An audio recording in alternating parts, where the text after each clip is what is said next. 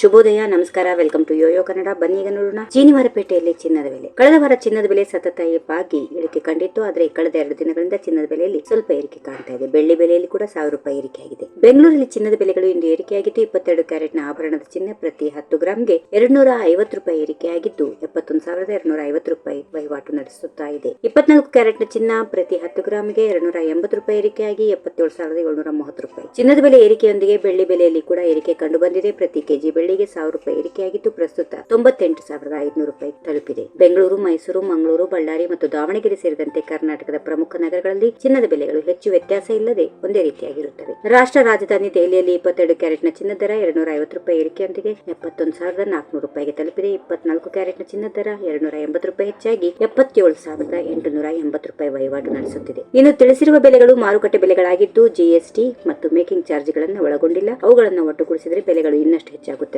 ಚಿನ್ನ ಮತ್ತು ಬೆಳ್ಳಿ ಬೆಲೆಗಳು ತೆರಿಗೆಯನ್ನ ಆಧರಿಸಿ ರಾಜ್ಯದಿಂದ ರಾಜ್ಯಕ್ಕೆ ಬದಲಾಗುತ್ತವೆ. ಈ ವಿಡಿಯೋ ನಿಮಗೆ ಇಷ್ಟವಾದಲ್ಲಿ ಲೈಕ್ ಮಾಡಿ, ಶೇರ್ ಮಾಡಿ, ಸಬ್ಸ್ಕ್ರೈಬ್ ಮಾಡಿ.